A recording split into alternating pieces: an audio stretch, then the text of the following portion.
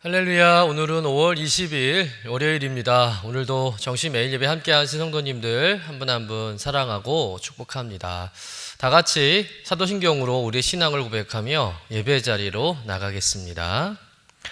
전능하사 천지를 만드신 하나님 아버지를 내가 믿사오며 그 외아들 우리 주 예수 그리스도를 믿사오니 이는 성령으로 잉태하사 동정녀 마리아에게 나시고 본디오 빌라도에게 고난을 받으사 십자가에 못 박혀 죽으시고 장사한 지 사흘 만에 죽은 자 가운데서 다시 살아나시며 하늘에 오르사 전능하신 하나님 우편에 앉아 계시다가 저리로서 산 자와 죽은 자를 심판하러 오시리라. 성령을 믿사오며 거룩한 공예와 성도가 서로 교통하는 것과 죄를 사하여 주시는 것과 몸이 다시 사는 것과 영원히 사는 것을 믿사옵나이다. 아멘. 자, 같이 찬송가 545장 이 눈에 아무 증거 아니 배워도 우리 함께 찬송하겠습니다.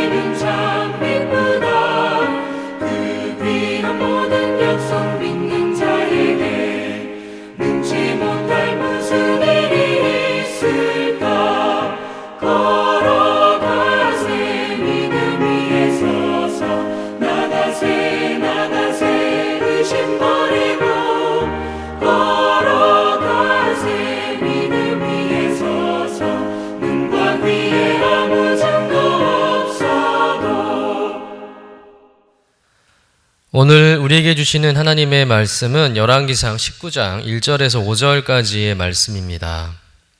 함께 받들어 읽겠습니다. 아합이 엘리야가 행한 모든 일과 그가 어떻게 모든 선지자를 칼로 죽였는지를 이세벨에게 말하니 이세벨이 사신을 엘리야에게 보내어 이르되 내가 내일 이맘때에는 반드시 내 생명을 저 사람들 중에 한 사람의 생명과 같게 하리라. 그렇지 아니하면 신들이 내게 벌 위에 벌을 내림이 마땅하니라 한지라.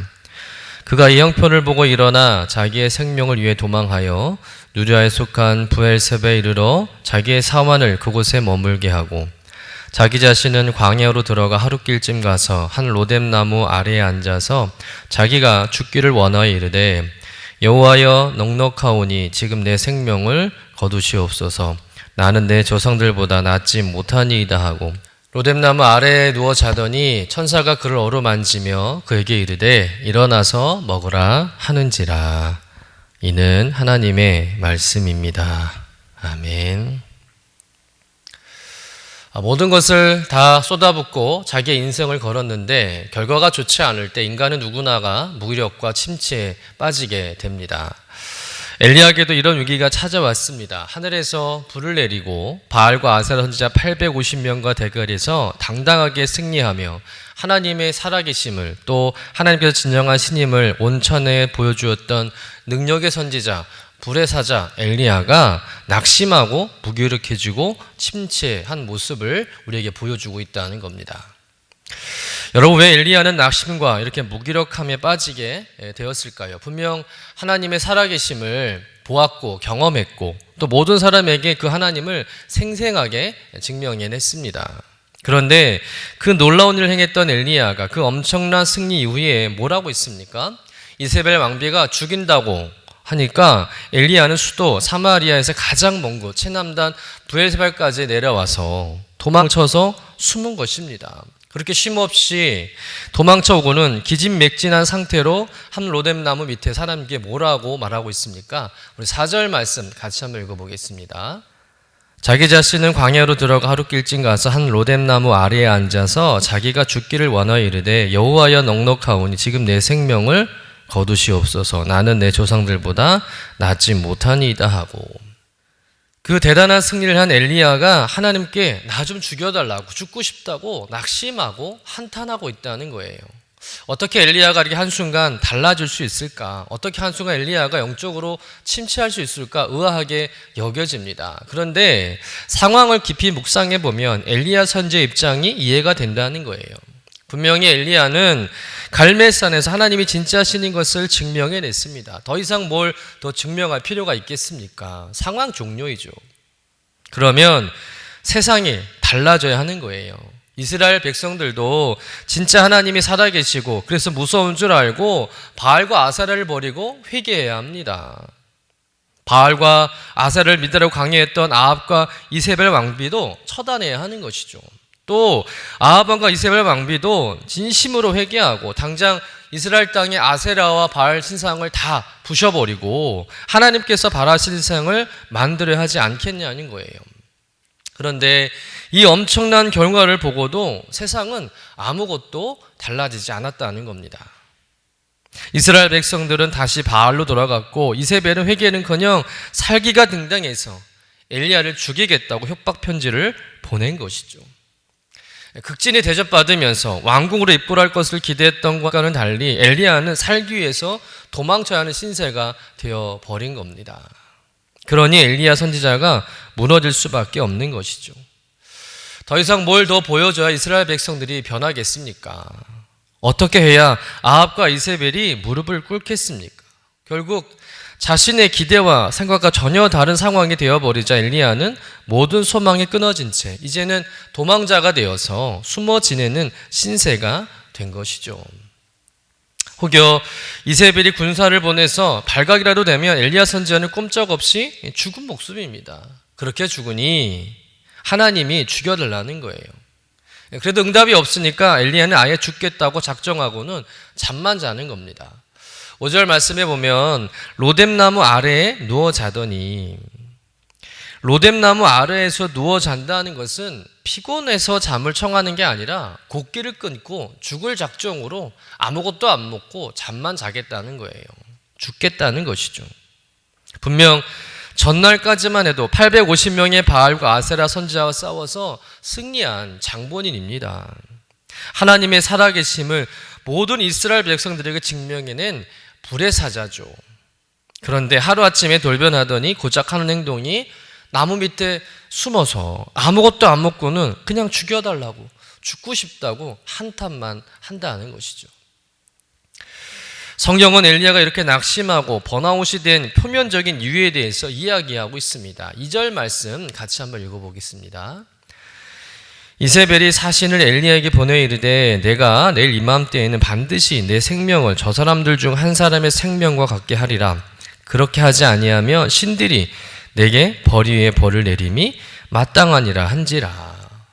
어떤 연유 때문인지 몰라도 갈멜산상의 그 대전투에 이세벨 왕비는 참여하지 않은 거예요. 그래서 갈멜산상의 모든 상황에 대해 직접 보지 못했고 그 실상을 그의 남편 아합을 통해서 듣게 된 것입니다. 그 얘기를 듣자 이세벨이 화가 나서 견딜 수 없었나 봅니다. 그래서 이세벨은 즉시 사신을 통해서 엘리야에게 협박 편지를 보내게 됩니다. 내일 이맘때에 바알 선지자들이 죽은 것 같이 엘리야를 죽이겠다는 내용이죠. 아직도 이세벨이 의기양양해서 엘리야 선지를 죽이겠다고 혈안이 되어 있는 모습에 그만 엘리야가 두려워진 거예요.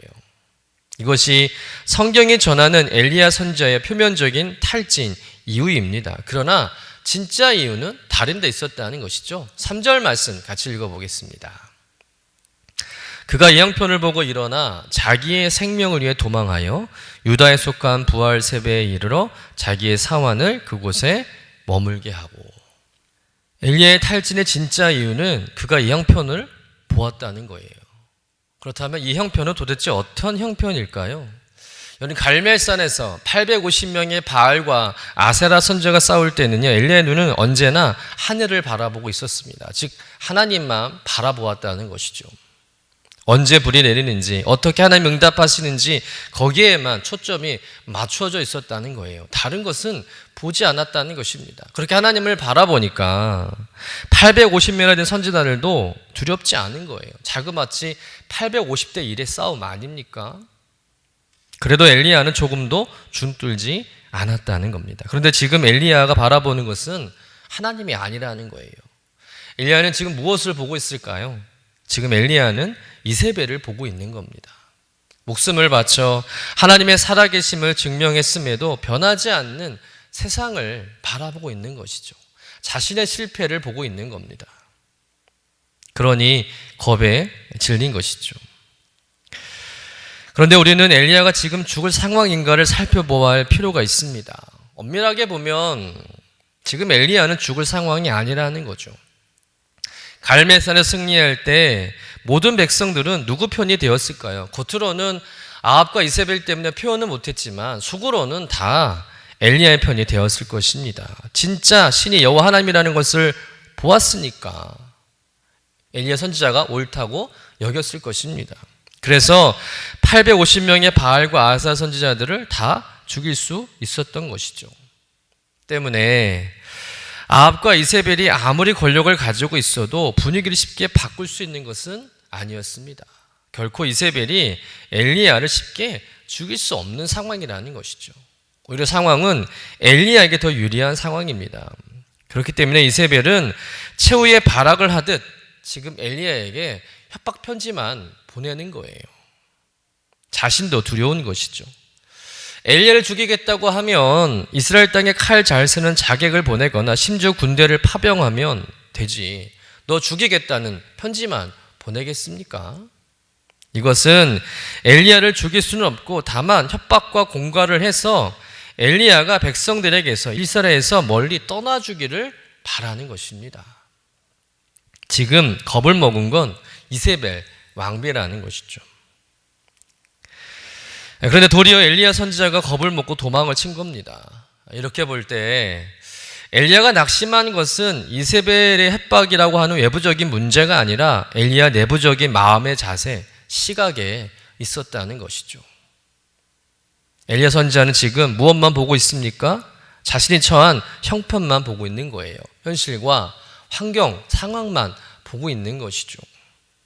그런데 여러분, 우리들도 이럴 때가 많지 않습니까? 우리들도 평상시에는 하나님을 잘 믿는 것 같습니다.